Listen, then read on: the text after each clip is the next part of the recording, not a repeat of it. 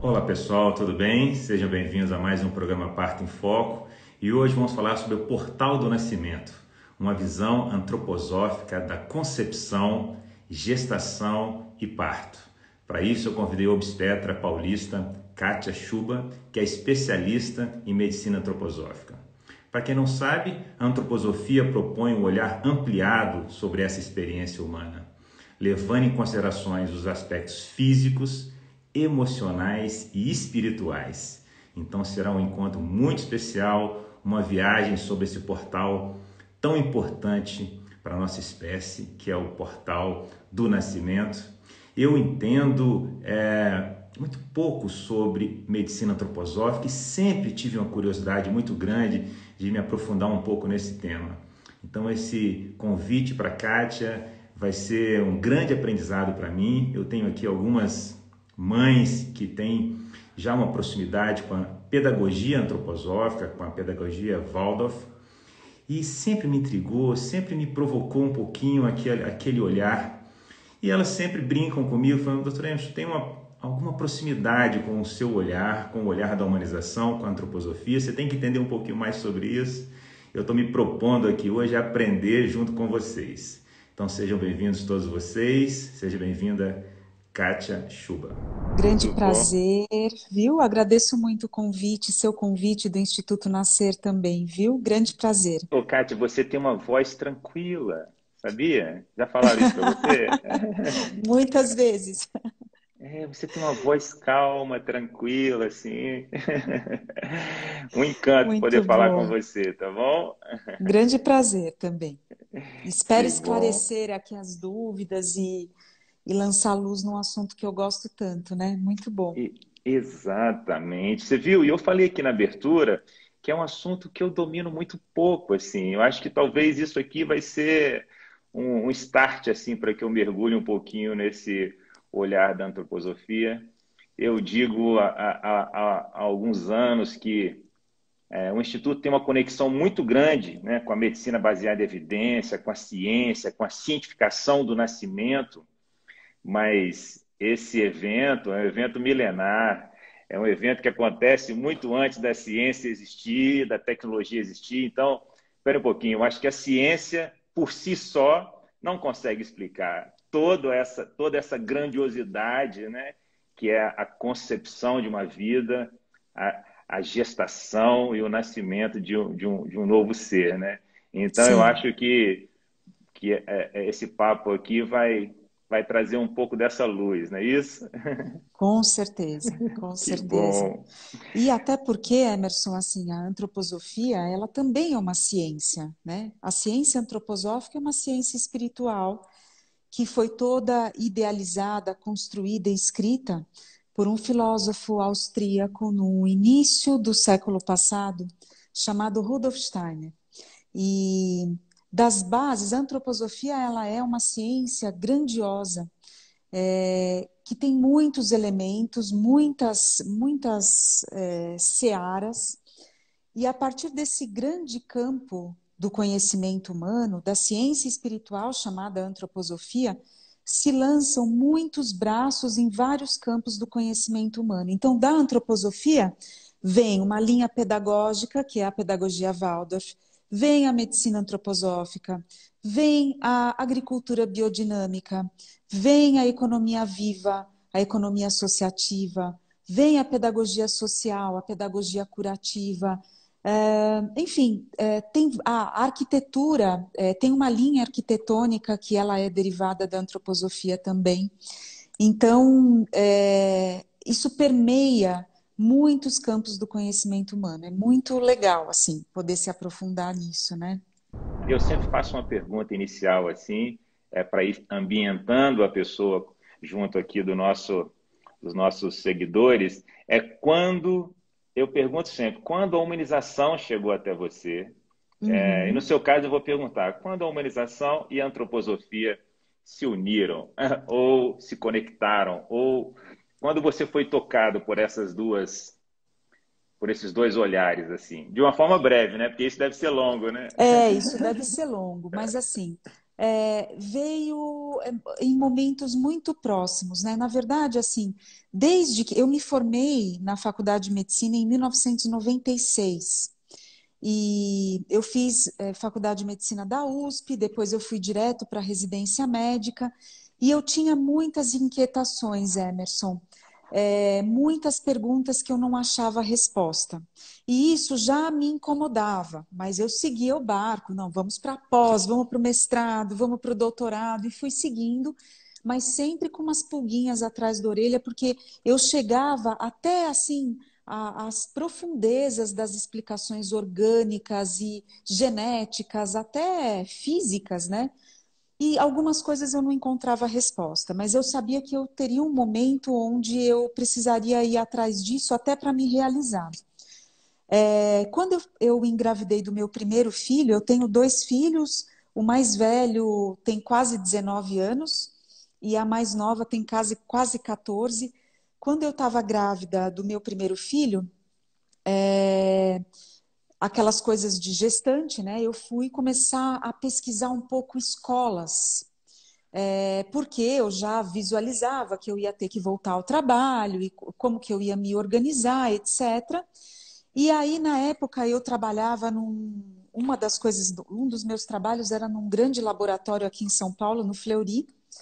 E aí eu tinha uma colega radiologista que ficava sempre junto e ela tinha um filho pequeno que tinha saído de uma escola internacional, bilíngue, e que ela estava colocando essa criança numa escola Waldorf, que inclusive é a escola onde os meus filhos estudam. E aí ela abriu o site e falou, Kátia, vem cá, olha isso, olha que coisa legal que isso. Aí eu, peraí, né? Eu devorei o site, aí depois eu fui no site da Sociedade Antroposófica, aí eu falei, tem coisas aí que estão me interessando e eu vou guardar essa semente. Então, assim, eu diria que o meu primeiro contato com a antroposofia foi através da pedagogia, e aí eu fiquei alimentando essa vontade de, num momento propício, poder ir fazer a formação médica antroposófica, porque aí depois eu tive bebê.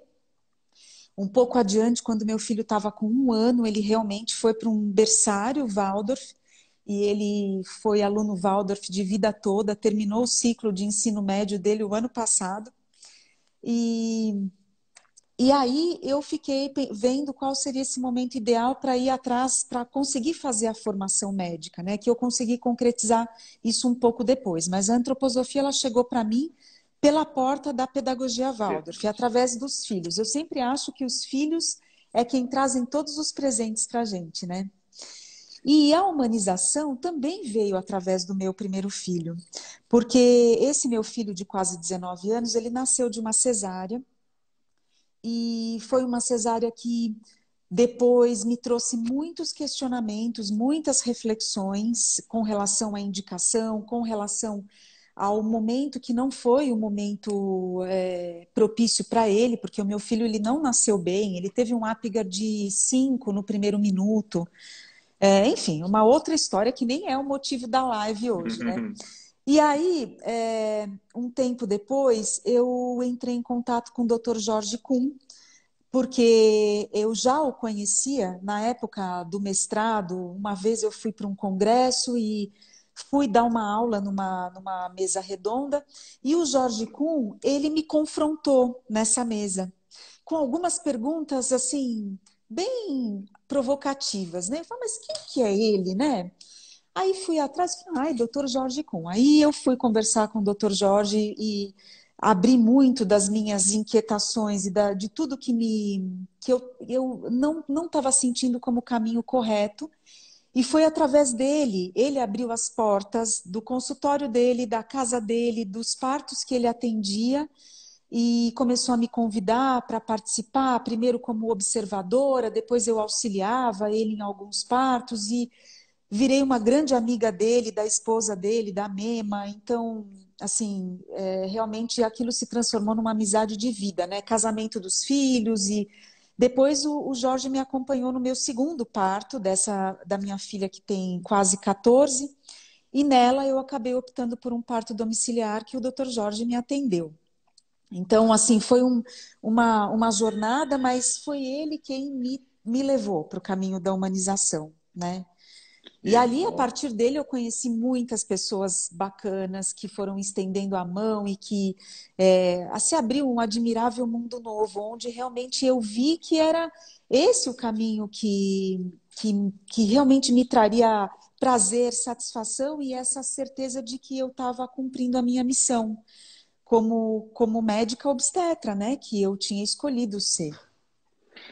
Que coisa linda, Isso é Kátia. história resumida, né? Isso, a história resumida. Mas podemos resumir o seguinte: você entrou na antroposofia pelas mãos da pedagogia Waldorf, não é isso? E você entrou na humanização pelas mãos do Jorge Klum. Então, Isso. você entrou de forma brilhante. Pois é, isso Parabéns, mesmo. parabéns. Ô, Obrigada, Kátia, então Emerson. aqui as pessoas já conheceram um pouco da sua história. Vamos entrar um pouquinho no tema, né? Que eu fiz esse Uhum. convite para as pessoas, para a gente falar um pouquinho sobre o portal do nascimento, né? Mas você falou rapidamente, eu queria que você falasse um pouquinho sobre isso, em relação à medicina antroposófica, né? Que ela é complementar à medicina e o cuidado clássico, né?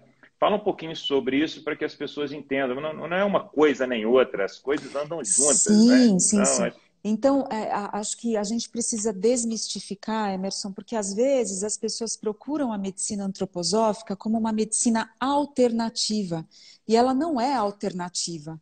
Ela é ampliada, integrativa e complementar. Então, até voltando um pouquinho para trás, na verdade, assim, o pré-requisito para você se tornar um médico antroposófico, para você poder, inclusive, fazer a formação em medicina antroposófica, é você ser um médico formado pela via tradicional com bases muito sólidas. Você precisa conhecer muito bem da ciência tradicional para conseguir se atrever a dar outros passos, porque são passos muito fortes, assim, inclusive na sua dinâmica interior, né? Inclusive, a medicina antroposófica ela já entrou no rol das especialidades da medicina integrativa, e eu sempre digo, ela amplia, ela não substitui, ela não é alternativa. Às vezes, inclusive, existe até a necessidade de, numa consulta antroposófica, o paciente sair com uma prescrição de uma medicação alopática e também de uma medicação antroposófica, dependendo do que seja a situação, né? Mas eu acho que mais do que isso, é importante situar que, muito simplificadamente, porque isso é assunto para um curso inteiro, né, Emerson? Assim, a gente na medicina tradicional fica muito preso e muito atento ao corpo físico, ao corpo orgânico, olhando assim um pouco a parte emocional, mas pela explicação da psique, psiquiatria e olhando neurotransmissores nessa dinâmica emocional, o aspecto hormonal, né, químico, também nas vertentes emocionais. E aí, o que a medicina antroposófica, aliás, o que a antroposofia traz a mais para a gente nisso, é que a gente amplia o olhar. Então, sem deixar de olhar para o corpo físico, né, que é esse que se apresenta tão evidentemente, mas a gente aprende a olhar também os outros corpos sutis que acompanham o corpo físico, que são o corpo da nossa vitalidade, que a gente chama de corpo etérico, o corpo das nossas emoções, que a gente chama de corpo astral, e a nossa individualidade, o eu, que é a seara espiritual que habita esse arcabouço de corpos sutis. Então, não só por essa via simplificada que eu estou explicando para vocês, mas a gente vê muito que todo o processo de saúde, doença, sintomas, as questões que se apresentam, elas vêm das relações mais ou menos harmoniosas entre esses quatro corpos sutis. E a nossa busca, tanto do ponto de vista medicamentoso, antroposófico, tanto numa conversa onde a gente percebe algumas nuances onde a gente pode conversar. Às vezes a consulta antroposófica é uma terapia, não é uma consulta. E também através das outras terapias que a medicina antroposófica pode oferecer, O objetivo é equilibrar essa relação entre esses corpos, entre os três grandes sistemas também. O temperamento também da pessoa é algo que a gente avalia e também tenta equilibrar. E aí, através de todas essas relações, é esse processo de saúde, a salutogênese, que vem de dentro, não de fora. Então, o objetivo de tudo isso é fortalecer os processos de cura que são fomentados pela força individual.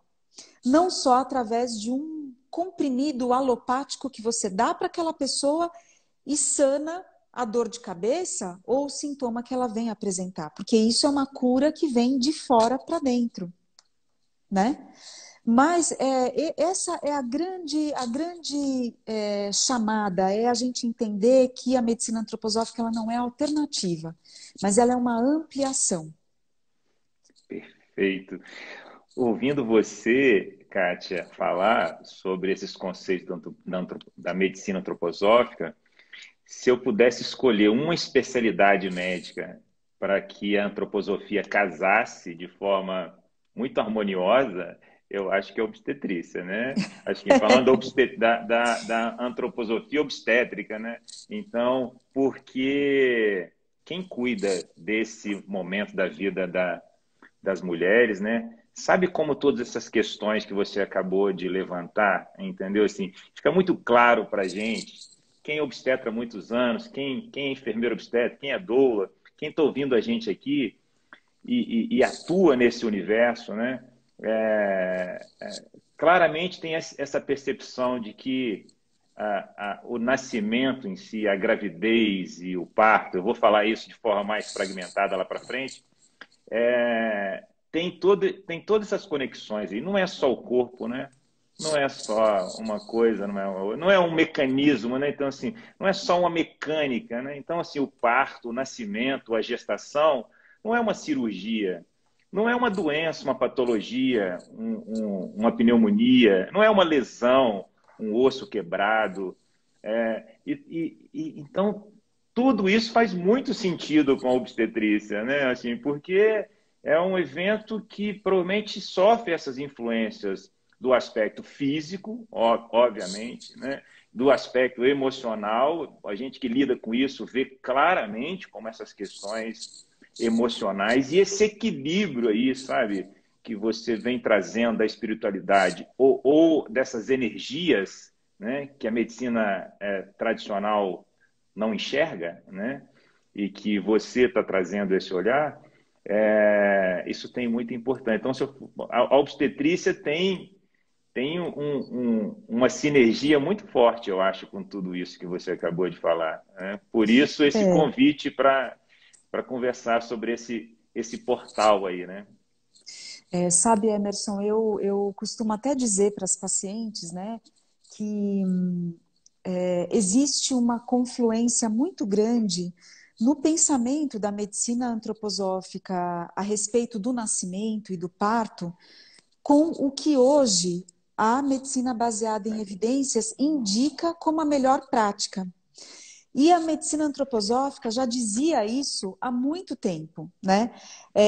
Em um tempo onde as mulheres que escolhiam ter um parto natural, um parto na água, procurar um obstetra mais antenado com essas práticas humanistas e mais naturais e que buscasse poder esperar o tempo do bebê, o tempo da gestação, essas mulheres elas eram meio que vistas como hippies, naturalistas, e esses profissionais também, né? São todos eles meio diferentões e tal. Até que a gente foi caminhando na medicina tradicional e a gente está nesse feliz momento em que as indicações da NBE elas casam muito bem com aquilo que a medicina antroposófica já dizia como o caminho mais saudável, né? Então eu fico muito feliz. De fato, a gente fez a escolha certa, né? Perfeito, exatamente. Então, essa era uma pergunta que eu ia falar eu ia fazer para você, a coisa da medicina baseada em evidência e antroposofia médica, né? Na obstetrícia, né? Perfeito, né? Eu acho que vocês estavam já apontando numa direção que a ciência agora tem vindo comprovar, né, que esse evento não é um evento puramente biológico só, né? Assim, não é um evento, uma sim, mecânica de nascimento ou de construção de um feto ou um bebê, né? Então, muito legal isso. Eu adoro quando a medicina, quando a ciência começa a comprovar o que já se pensava antes, ou alguns pensadores já refletiam ali muito antes da ciência comprovar, né? Muito legal. muito Então, bom. Cátia, nós podemos falar então que o portal do nascimento, né? Então, o portal do nascimento não é o dia do parto, né? O portal do Não, nascimento é gestação, é a concepção, a gestação e o parto. Podemos falar dessa forma, assim?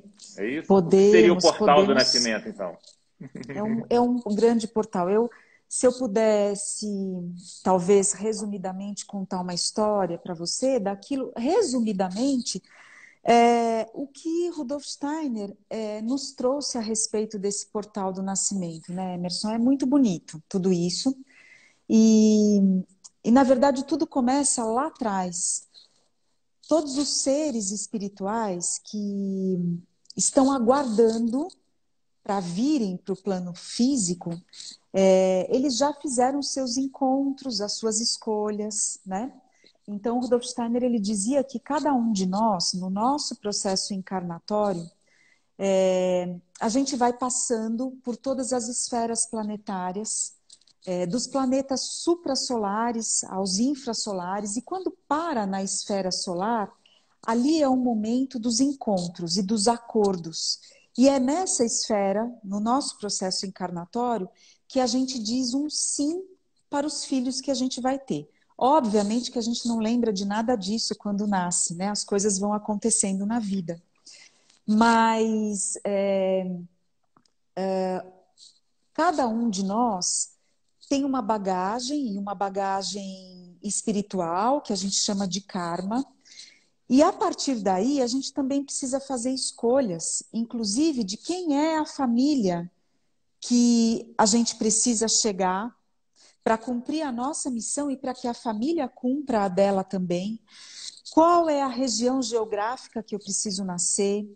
Qual é o contexto social? Qual é a época histórica que eu preciso nascer para que eu consiga cumprir a minha missão, né? Esse dar e receber, porque o processo karmático ele não é, uma via de mão única, né? Ela é de mão dupla.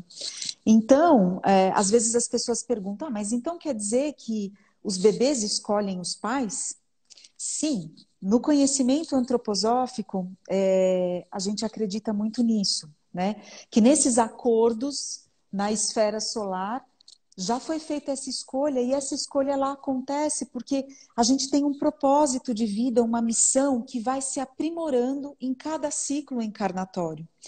Então, esse bebezinho, que não é um bebezinho, mas ele é um ser espiritual, enquanto ele ainda não chegou no útero dessa mãe, ele localiza quem são essas pessoas e ele vai fazer, o Rudolf Steiner dizia isso, ele vai fazer de um tudo para juntar essa mãe e esse pai, nem que seja por uma noite, só para garantir a vinda dele. E aí, não importa muito o que vai acontecer depois, porque também a gente sabe que tem casais que não permanecem juntos, né? A vida tem um aperta e afrouxa interminável, né? E aí, esse bebezinho, quando ele decidiu vir, quando é o momento, isso também é uma decisão que tem a ver com a missão dele, qual é o momento que ele precisa vir,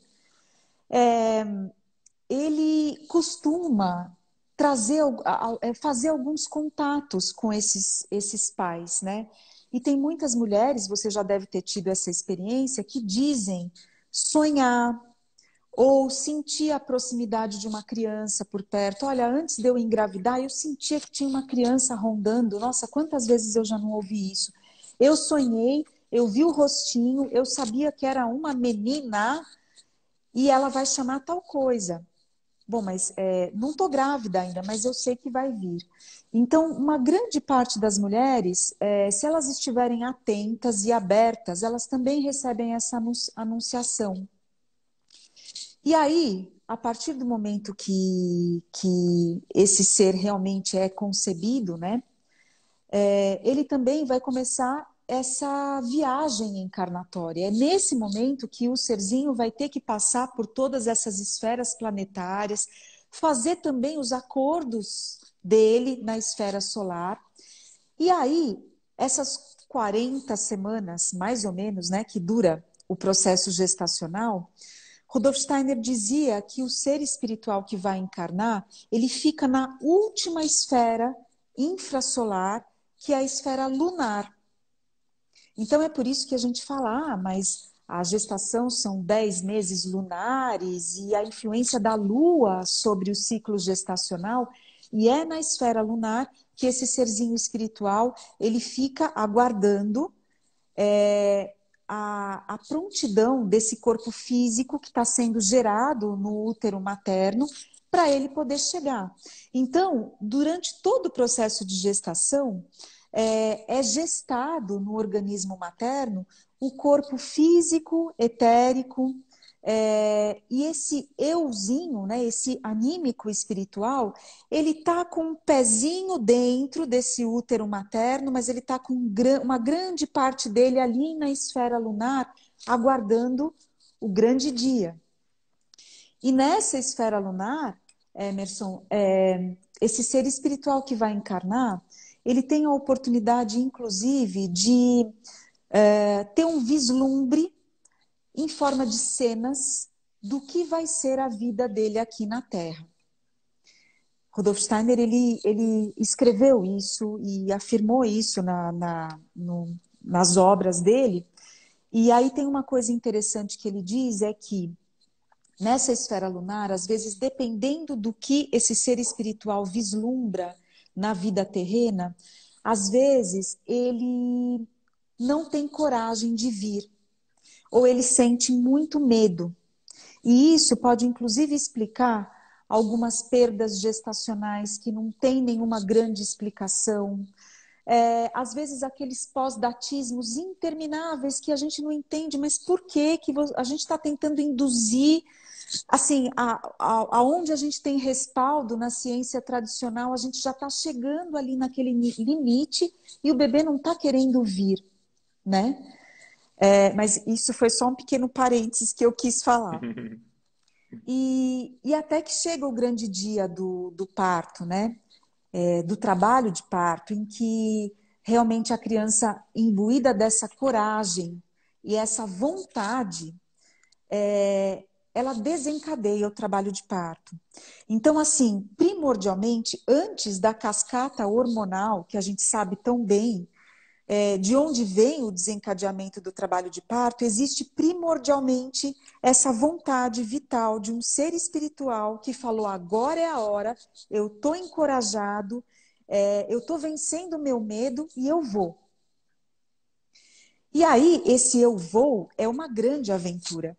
Imaginem só que esse ser espiritual que ficou lá nas esferas planetárias, depois na esfera lunar, ele é uma pequena porção de uma substância espiritual cósmica que é muito ampla, mas que esse serzinho espiritual, essa porção que vai ser esse ser humano que está sendo gestado no útero materno, precisa passar por um grande processo de condensação para poder caber num corpinho de 3,5 kg. E aí eu vou dizer para você, Emerson, que é um grande sofrimento para a criança o processo do nascimento. Ao passo que a mulher sente as dores físicas através do trabalho de parto, o bebezinho ele tem as dores anímico-espirituais por esse processo de condensação para poder se apropriar desse pequeno corpinho, quer dizer, um ser espiritual pleno, gigantesco, que precisa se condensar para ocupar esse pequeno corpinho. Então, isso é uma dor para a criança, é um sofrimento. Então, a gente também dá oportunidade para esse ser viver esse processo tranquilamente, num ambiente calmo, respeitoso, gentil, protegido, a gente oferecer esse tempo também para ele chegar, se apropriar desse corpo. Isso não é instantâneo, o bebê precisa de um tempo para isso. Então, do ponto de vista da criança, essa é a grande importância pelo qual é tão importante o bebê passar pelo processo do trabalho de parto. E durante esse processo do trabalho de parto, além desse sofrimento, entre aspas, pela condensação e apropriação desse corpinho físico, existem outros processos que também trazem dor à criança, né? Então, assim, quando a bolsa rompe, por exemplo, a criança que vive dentro do útero sem experienciar a força da gravidade, momentaneamente ela sente o peso do corpo depois que a bolsa rompe. Quando ela nasce, ela também vai perder envoltórios, né? Envoltórios de proteção, que ela viveu uma gestação inteira fisicamente protegida. Isso não é uma experiência agradável para a criança. A variação de temperatura também que acontece depois do nascimento. O processo da respiração. É no processo da respiração quando, nesse espaço de alma, a primeira rajada de ar entra nesse corpinho do bebê, é que a gente acredita que, de fato, o ser anímico espiritual encarna nesse corpo físico, acaba de encarnar. E o bebê chora não porque ele está feliz da vida que nasceu.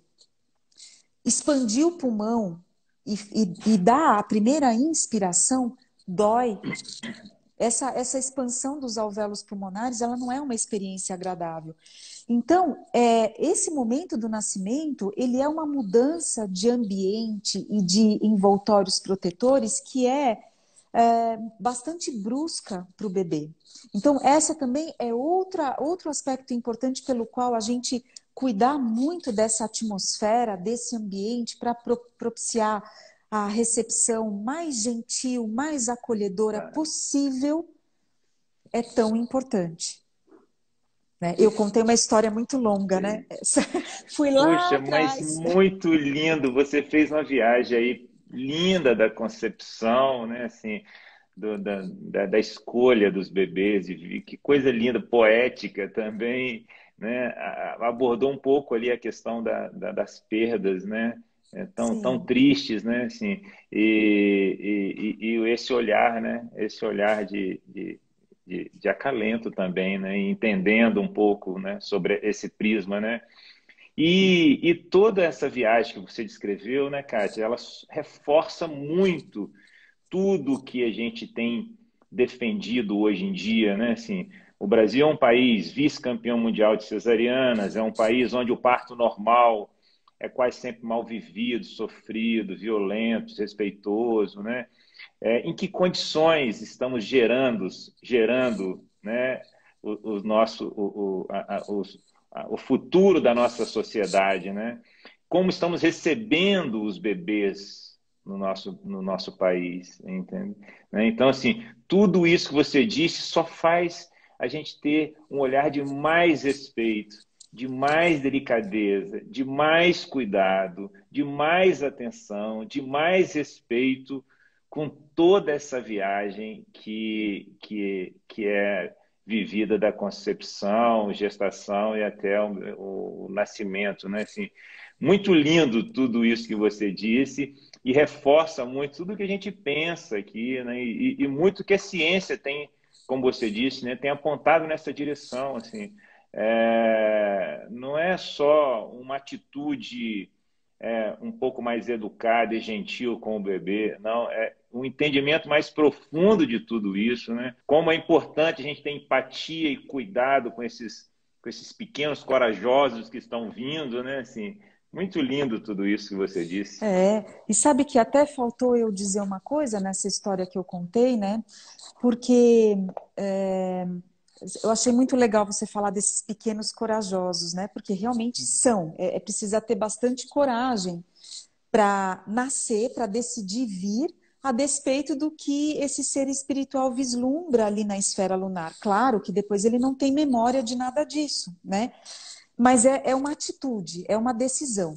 Agora, o mais importante disso tudo é que, assim, esse momento onde esses pequenos corajosos e corajosas decidem vir, também tem uma relação com as influências planetárias e de todas as constelações desse mapa astral do dia do nascimento. Por que eu estou dizendo isso? A posição em que todos esses planetas, especialmente os supra e os infrasolares, mais o Sol e mais várias constelações estelares, a forma como elas se colocam no momento do nascimento da criança, elas podem conferir forças a mais para esse serzinho espiritual, para que eles consigam se aproximar do cumprimento do propósito e da missão de vida.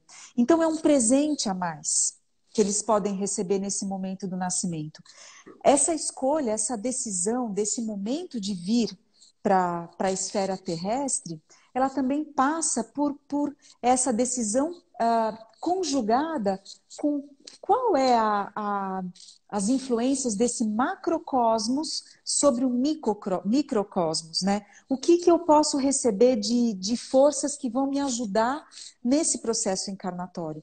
Então, quando a gente é empático com isso, entende esse processo, a gente entende por que a gente, como obstetra e trabalhando nesse portal do nascimento, a gente deve fazer o máximo possível e eu diria que aceitável dentro do nosso arcabouço científico atual, esperar esse trabalho de parto, né? E propiciar que a criança escolha o momento de nascer, porque ela vai receber as forças que ela precisa para cumprir a missão. E com isso, a gente vai ter seres humanos, com certeza, melhores, mais bem estruturados, né? Michel Odan já dizia, né? Para mudar o mundo, a gente tem que mudar a forma de nascer. Porque a gente vai conseguir colocar no mundo seres humanos muito mais prontos, muito mais preparados. Perfeito, que lindo isso, muito lindo. Adorei ter esse seu olhar e vai enriquecer muito meu pré-natal. Você melhor amanhã no pré-natal você já um pouco melhor. Kátia, eu sempre quis conversar com um obstetra antroposófico para ouvi-lo falar sobre a visão antroposófica da dor do parto. Fala um pouco sobre isso para mim. Eu sempre tive uma curiosidade de entender. Espera um pouquinho. Poxa, a natureza é perfeita, faz lá um bebê com todas as complexidades, com bilhões de neurônios, 2 rins, fígado, cérebro, o olhinho abre e fecha e tudo. E o bebê passa pelo canal vaginal, faz movimentos, tem contrações, tem hormônios, coloca o bebê para nascer, o bebê nasce com vida, tudo. Olha que coisa perfeita que a natureza fez.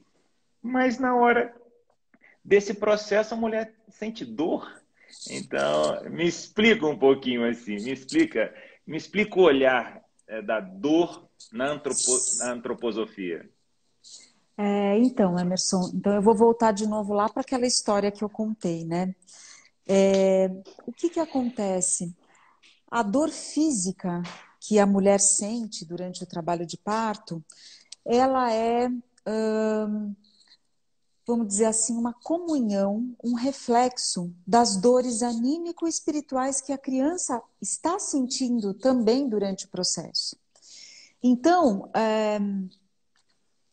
o Rudolf Steiner, ele inclusive dizia que a mulher tentar vivenciar o processo do trabalho de parto sem anestesia, sem analgésicos, enfim, lidando e ficando amiga da dor, né, que a gente costuma dizer isso muito, de uma certa forma uma conexão e uma empatia, uma solidariedade que esta mãe, em profunda generosidade e sacro ofício, eu não digo sacrifício, eu digo sacro ofício, oferece para se conectar às dores do seu bebê, às dores anímico-espirituais. Então, enquanto a mãe vive as dores físicas, o bebê vive as dores anímico-espirituais do processo encarnatório.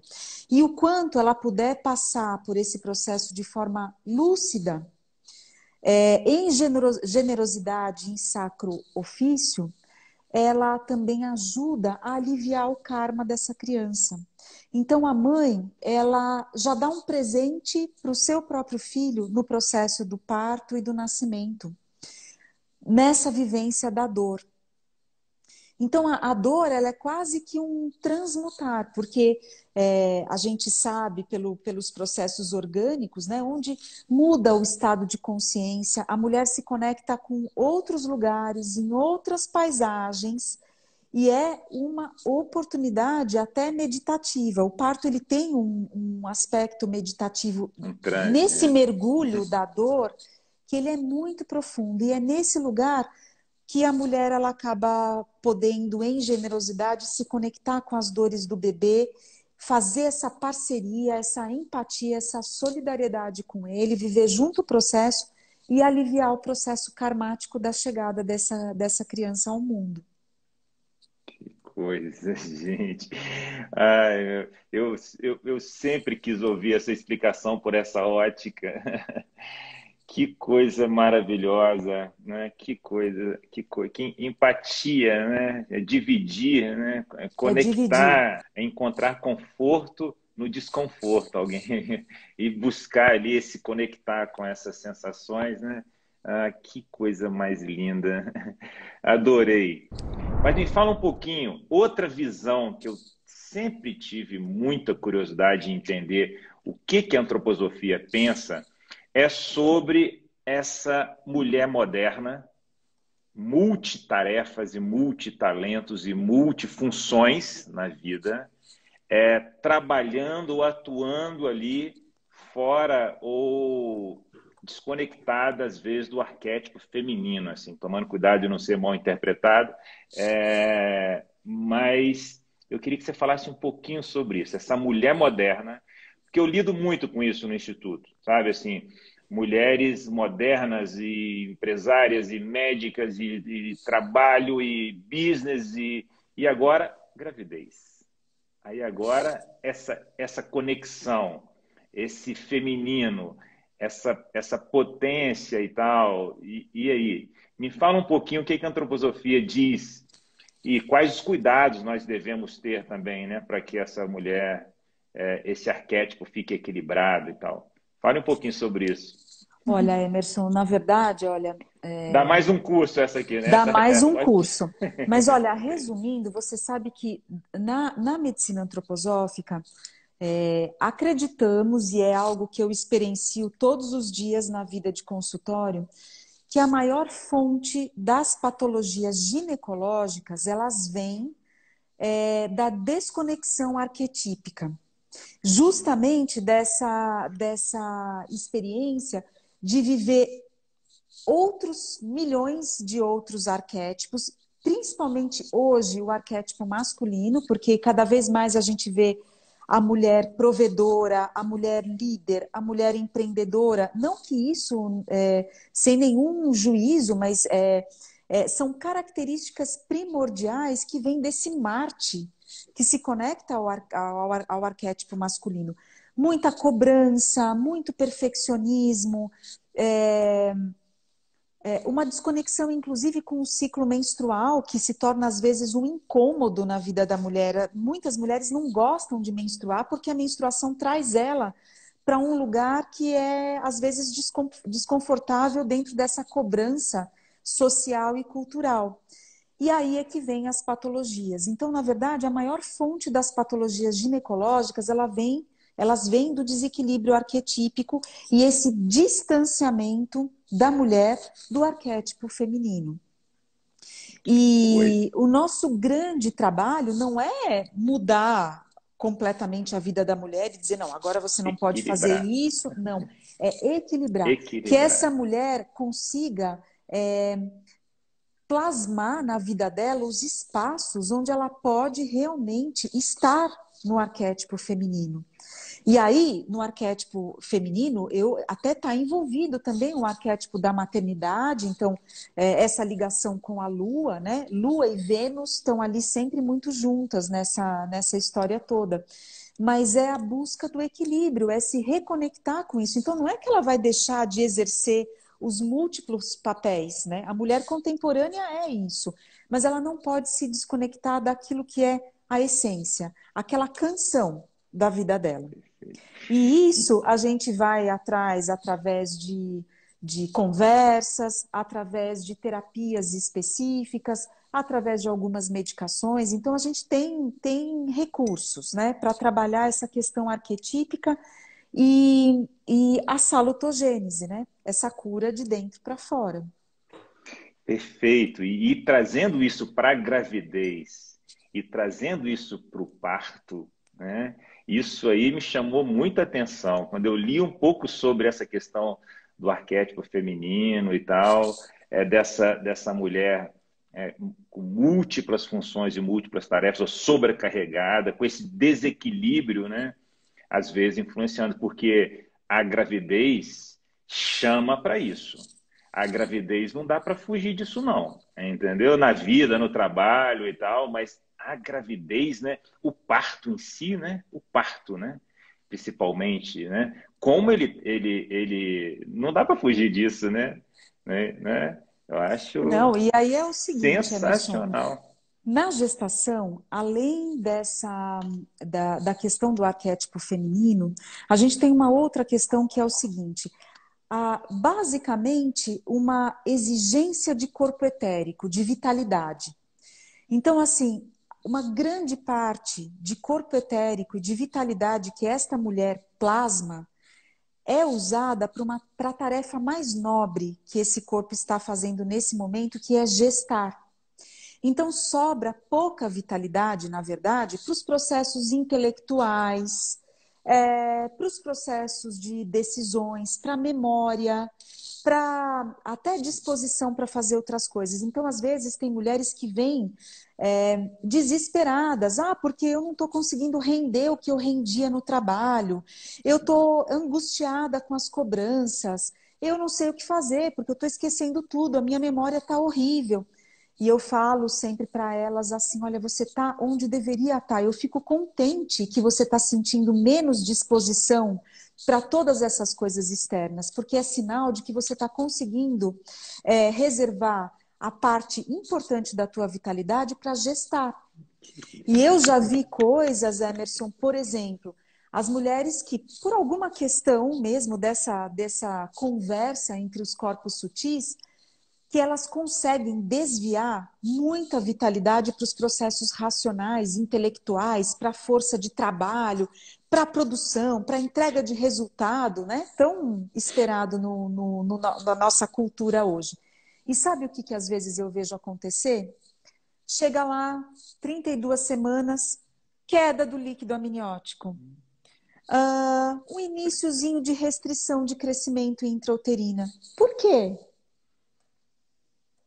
Porque tem aí uma vitalidade que está sendo desviada. Então, vamos trabalhar isso. E aí eu tenho sempre uma conversa muito importante para explicar esses processos, até para que a mulher se sinta menos angustiada de entrar numa licença, de se poupar, de ir dormir às 7 da noite quando ela sente vontade, né? Sem peso na consciência, sem culpa. É isso. Perfeito. E fala um pouquinho, Kátia, sobre o papel. Nós estamos vivendo agosto, né, o mês dos pais, né?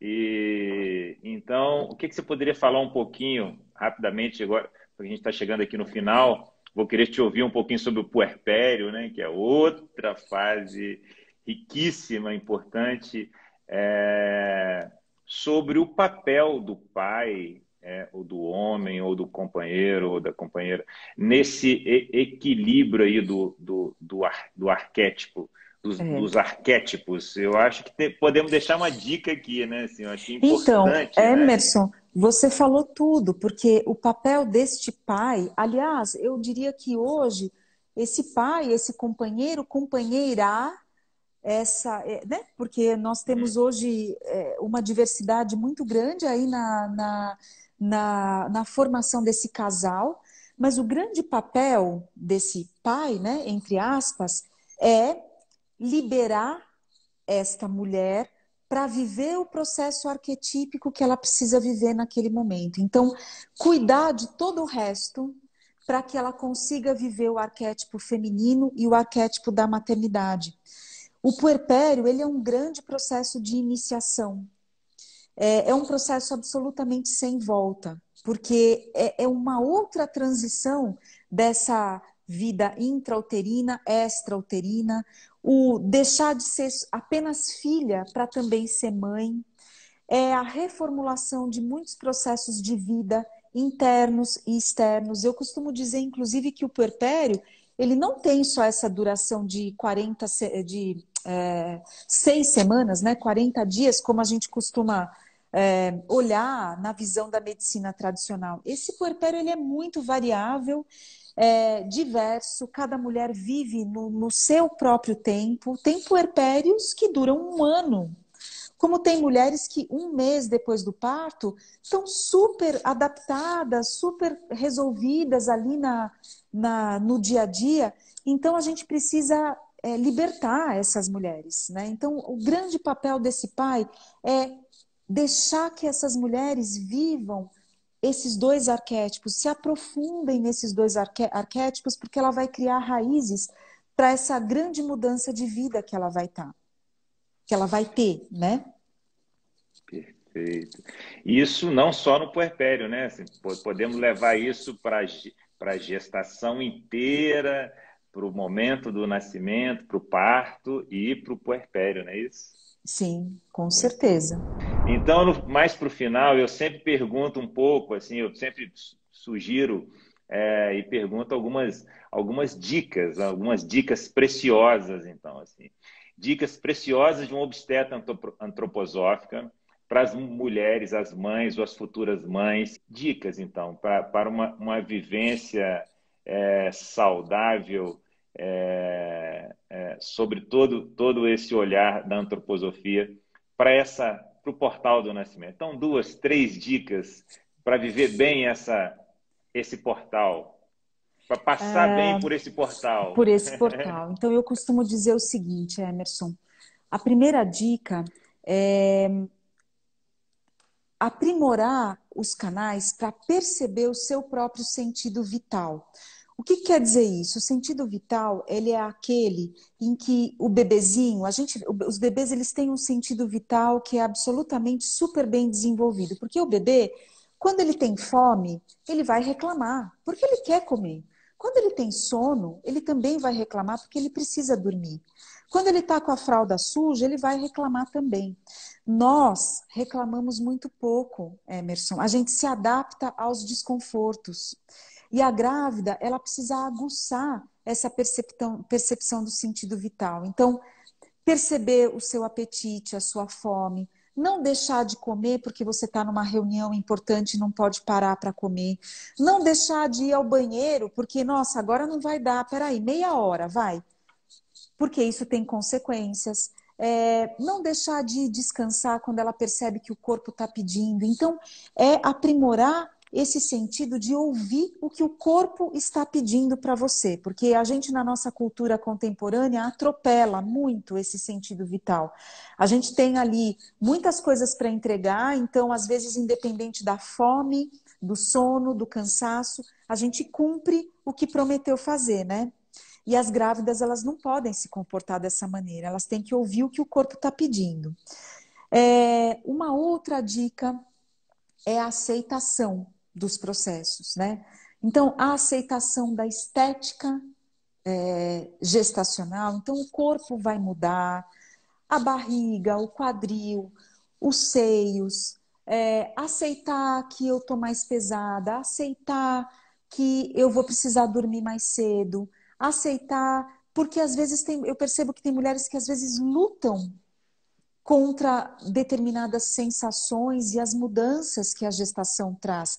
É muito ruim sair da zona de conforto e a gestação ela traz essa vivência do limiar, né? Então, esse olhar de aceitação.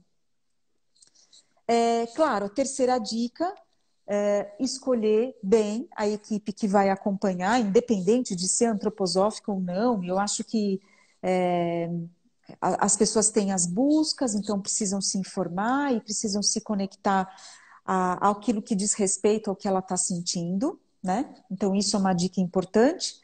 E eu acho que você tinha me pedido algumas dicas de filme, livro, alguma coisa Isso. assim, né? Então, assim, ó, não existe nenhum filme específico antroposófico, mas tem um documentário que eu amo, e eu sou suspeita para dizer porque eu participo dele, que chama O Começo da Vida. Ele é um documentário e depois ele tem episódios também no Netflix e tudo. E ele lança um olhar multidisciplinar de profissionais do mundo inteiro sobre o portal do nascimento e os primeiros 3 anos de vida da criança. Então, não ficamos focados só no parto. O parto ele é um processo independente da via de parto que tenha que acontecer. é, Claro que a gente, quando. Aí já seria assunto para outra live, né? Mas pensando nessas cesáreas que às vezes precisam ser feitas como com uma indicação clara, transparente e precisa, tá tudo certo. Então é vivenciar a grandiosidade do nascimento como algo que perpassa qual é a via de parto, né? Então, desde que tenha sido tudo muito transparente, tudo muito claro, que se veja o empenho dos profissionais que estão em volta, mas que pode ser que não saia aquele desfecho que foi o planejado. Mas independente de tudo isso, é olhar para esse portal de forma ampliada. E o começo da vida, eu acho que ele traz muito isso. E de livros, eu não estou com ele aqui, porque ele ficou na clínica, mas tem um livro que é um livro de autores ligados à antroposofia, ele chama O Caminho para a Vida. Ele é um livro de capa amarela que tem uns copos de leite, sabe aquela flor? Copo de leite, 2 copos de leite na capa, e chama O Caminho para a Vida. O autor, um deles é o Rudger Dahlke, são autores alemães, e é um livro muito interessante que passa por esse processo da gestação e parto com esse olhar ampliado. Tem um outro livro que também não tem relação com a antroposofia, mas que eu acho brilhante, que você deve conhecer, o Origens Mágicas e Vidas Encantadas, do Deepak Chopra, que eu acho incrível esse livro também. E tem outras literaturas, mas elas são muito específicas da antroposofia. Então, por exemplo, tem esse aqui, ó, que eu gosto muito, que chama O Nascimento da Individualidade. Esse livro só existe em sebo, mas ele é um livro bem profundo. Para quem ainda não tem assim as bases da antroposofia, pode ser um livro um pouco mais difícil. Assim como esse aqui, que chama Inatalidade. E ele trata do que acontece com esses seres espirituais que ficam aguardando o momento de vir para a Terra. É muito lindo também. Que bom. Adorei as Acho que dicas. é isso. Adorei as dicas. Você falou ali de uma forma mais rápida, já me interessou muito assim o olhar da antroposofia sobre os abortamentos e as perdas gestacionais. As perdas gestacionais espontâneas, elas têm uma relação também com essa missão desse ser espiritual. Existem alguns seres espirituais que precisam passar pela esfera terrestre tangenciando, faz parte do desenvolvimento dela e faz parte do desenvolvimento do casal que vai vivenciar esse processo. Então, são casais escolhidos a dedo, porque perda gestacional nunca é uma experiência fácil, independente da idade gestacional, né? É, e, por outro lado, também tem uma outra questão envolvida com as perdas, além, às vezes, dessa passagem mais rápida, que é algo já necessário, e já esse ser espiritual sabe que é disto que ele precisa neste momento, é a gente que não sabe. Tem esse outro lado, que é na esfera lunar, né, como eu expliquei, que o ser espiritual fica aguardando o processo encarnatório. Rudolf Steiner dizia que ele tem a oportunidade de ver como vai ser a vida aqui na Terra, quase como na forma de um filme, com cenas. E às vezes esse ser vê coisas que bloqueiam essa coragem de encarnar e faz esse ser voltar para trás.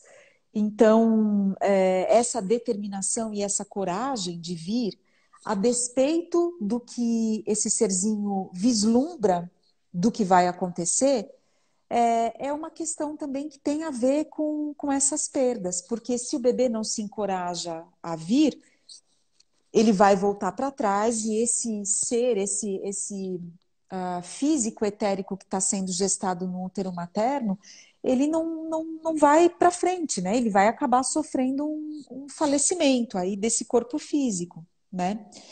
E, e por outro lado também, como eu tinha comentado, até essas gestações que às vezes demoram para entrar em trabalho de parto, que entram ali no pós-datismo, que acabam respondendo muito mal, às vezes, às manobras naturais de indução de trabalho de parto. Eu sempre digo para os casais assim, olha, façam um ritual em casa. Escrevam uma carta para essa criança, um ritual dentro das crenças de cada um, mas trazendo para a criança esse conteúdo de que, olha, é bom estar aqui, a gente vai estar com você independente do que aconteça. Tenha coragem, venha, para fomentar essa determinação. E eu já vi muitos casos lindos que depois de um ritual desse, de uma carta escrita, de uma grande conversa ali, pum, começou o trabalho de parto. Então, isso é só um pouquinho, só para fechar. Que bom, muito, muito lindo esse olhar da antroposofia sobre esse momento difícil, né, para as famílias, né, e para todos nós, né. Ô, Kátia, foi muito bom. Ó, abriu muito aqui a minha cabeça. Eu adorei ouvir você. Foi uma aula para mim. Espero que as pessoas que passaram por aqui ao vivo tenham curtido também. E como eu disse na abertura, né? Quanto mais eu me aprofundo, trabalho, estudo, vivo, cuido de mulheres nessa fase da vida, quanto mais nascimentos eu vejo e assisto, fica muito claro que não dá para entender tudo só com o olhar da ciência. Não. Fica muito pouco. Falta alguma coisa, né? Então, eu achei muito lindo esse olhar ampliado que a antroposofia traz, né? Sobre os aspectos físicos, os aspectos emocionais, os aspectos espirituais, né? Eu acho que foi um grande aprendizado para mim e para todo mundo que passou aqui. Espero que tenha contribuído aí